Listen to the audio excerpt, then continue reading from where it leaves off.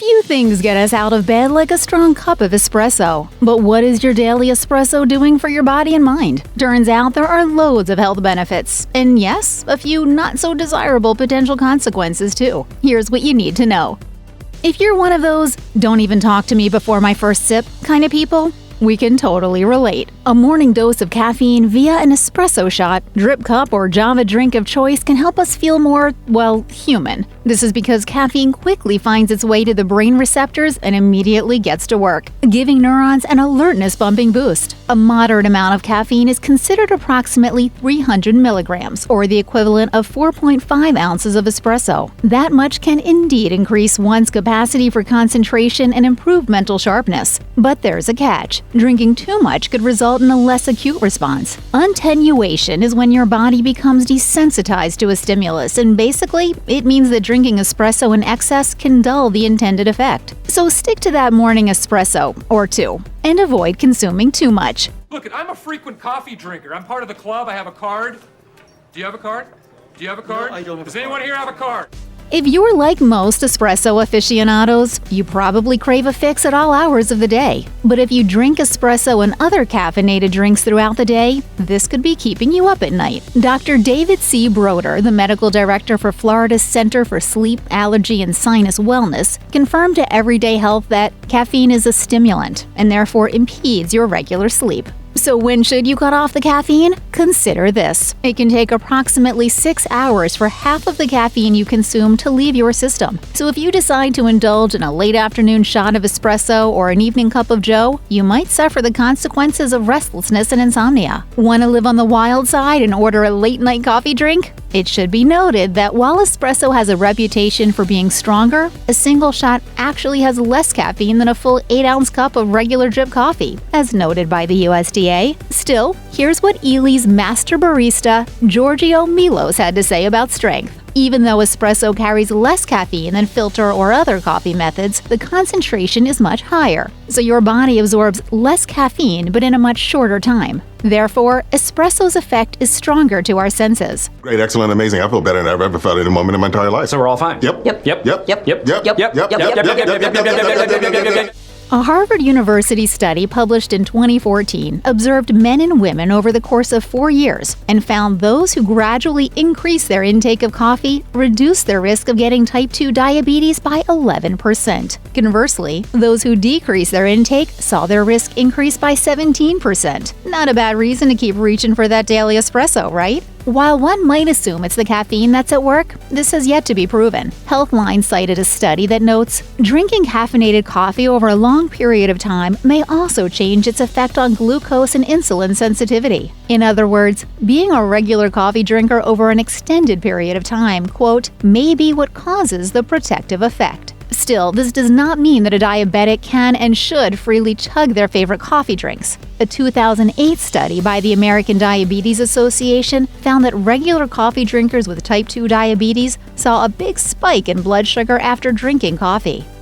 Multiple studies have shown a correlation between caffeine intake and memory retention, according to New Scientist. Neuroscientist Michael Yassa conducted a study involving 160 individuals who only consumed small amounts of caffeine. They looked at images and were then given a pill that contained either 200 milligrams of caffeine, about 2 shots of espresso, or a placebo. New Scientist explained, receiving the caffeine after studying the images helped to isolate the effect of caffeine on memory, as you wouldn't expect alertness to matter at this point. Ultimately, Yassa deduced that caffeine helped to boost long-term memory by helping with memory consolidation, or the process of strengthening memories between acquiring them and retrieving them. What's more, a study published in the Journal of Alzheimer's Disease in 2010 found that caffeine seemed to have a protective effect regarding the occurrence of Alzheimer's disease and other types of dementia. And research showed a link between caffeine consumption and a decreased rate of Parkinson's disease. And that's potentially life-changing. An espresso a day keeps the cardiologist away? Make that 4 shots of espresso, actually. Researchers in Germany found that drinking approximately 4 espresso servings daily could potentially decrease one's risk of suffering from a heart attack. Of course, this study was performed on lab mice, so before you order another caffeinated round, take this all with a grain of salt. Even the lead researcher admitted that people metabolize coffee differently. Despite these rather significant caveats, there's still ample evidence that there is a positive correlation between moderate caffeine intake and one's heart health. A 2011 study published in the journal Stroke suggested that women who did not drink coffee or drank very little had a higher risk of stroke. While espresso and coffee have been found to be good for heart health when consumed in moderation, there is a flip side. Drinking too much espresso or other caffeinated coffee drinks could spike your blood pressure, as noted by Mayo Clinic. Many attribute this to the theory that caffeine could, quote, block a hormone that helps keep your arteries widened. Still, Australian researchers wanted to find out how much coffee is too much. According to the article, they determined that the tipping point is approximately 6 cups or 450 milligrams of caffeine. Of course, as previously noted, every person metabolizes the stimulant differently, so this amount could vary slightly.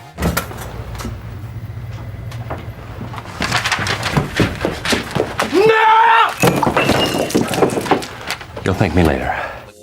You have to give up a lot of things when you're pregnant, and one sacrifice might just be your beloved espresso. Of course, if you can curb your habit and decrease your daily intake, a moderate amount of caffeine is generally considered fine. In fact, the American College of Obstetricians and Gynecologists found that drinking no more than 200 milligrams of caffeine in espresso and coffee with a bun in the oven doesn't appear to be, quote, a major contributing factor in miscarriage or preterm birth. According to Baby Center, caffeine does cross the placenta into the amniotic fluid and ultimately into your baby's bloodstream. As an adult, your body is readily able to process and metabolize caffeine, but a fetus has a harder time doing this, so the stimulant stays in their tiny systems for longer. Also, other studies have found that an excessive intake of caffeine can be linked to babies who are smaller than normal. It's all food for thought.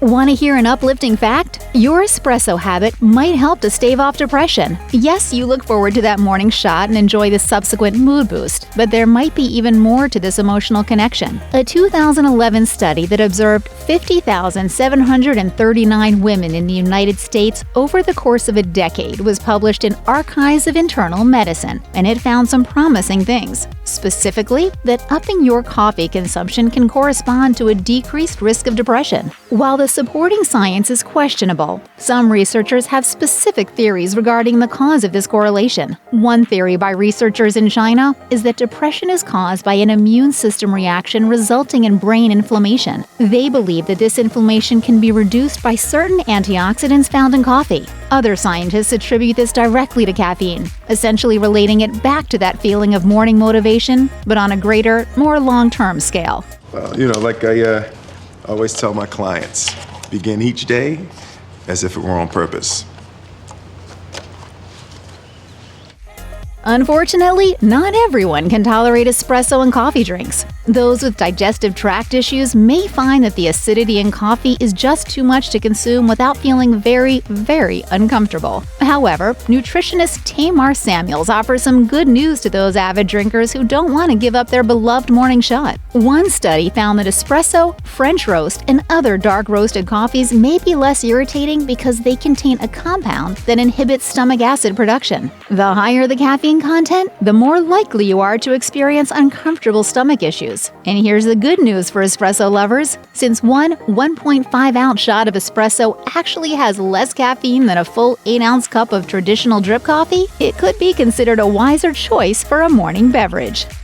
If the taste and subsequent jolt of espresso is not enough of a reason to drink it every day, maybe its disease-fighting qualities will convince you to pick up a cup. Confirming earlier studies, 2007 research found compelling evidence that drinking coffee regularly may offer protection from liver cancer. What's more, Italian researchers found that men who drank a minimum of 3 cups of Italian-style coffee daily reduced their risk of getting prostate cancer by 53% in comparison to those who drank less or none, as noted by Medical News Today. The American Cancer Association also touts this as a potential benefit of consuming coffee, citing studies that have shown how it can reduce certain types of cancers, like colorectal, liver, and breast.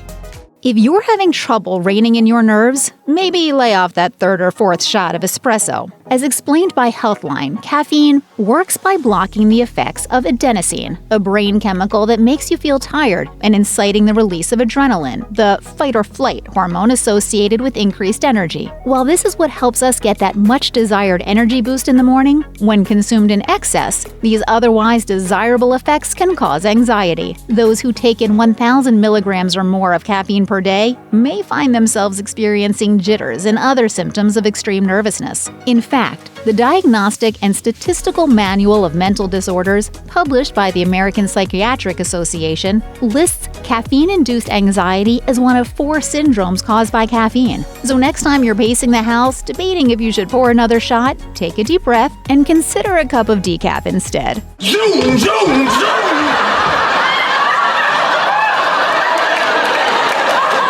Where's the coffee? Trying to drop a few pounds? Good news! You won't have to give up your daily espresso drink. In fact, continue to drink your favorite Java drink every day, and your waistline may thank you. Sorry to say, though, that drinking espresso alone won't do the trick. You'll still need to hit the gym. A study published in the Scandinavian Journal of Medicine and Science and Sports in 2005 found that the consumption of coffee actually improves your exercise performance. After having caffeine, researchers found that people perceived their regular workout routine to be less strenuous. Another study, this one published in the International Journal of Sport Nutrition and Exercise Metabolism in 2014, found that caffeine can reduce muscle pain after exercise, enabling people to do more and burn additional calories, which, of course, can help with weight loss. Additionally, research cited by Livestrong found that consuming espresso can help reduce appetite, resulting in a reduction in calorie intake during the next meal. The site also noted that caffeine can incite thermogenesis, or the body's production of heat, which could help you burn calories too. Want to improve yourself on a microcellular level? Espresso can help with that.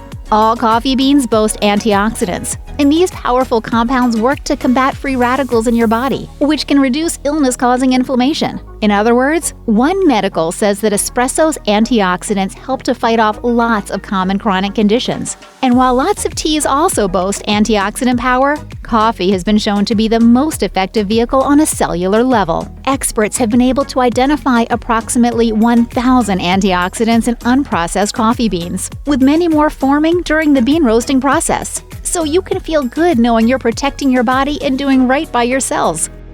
Great news! A review of multiple studies that was published by the BMJ indicated that drinking espresso or caffeinated coffee beverages every day could actually decrease your risk of getting liver cancer, non-alcoholic fatty liver disease, and cirrhosis. Additionally, as noted by the health site, coffee-chugging individuals could have a reduced risk of getting gallstone disease. Those with kidney disease can rest assured they will not have to eliminate espresso from their already limited diets. In fact, research has shown that an increase in caffeine intake in chronic kidney disease patients could potentially lower their chance of premature death. But the National Kidney Foundation warns people that they should avoid certain additives commonly found in coffee creamers and syrups, such as chemical phosphates. So instead of ordering a sweet, creamy coffee drink, maybe stick to that black shot of espresso.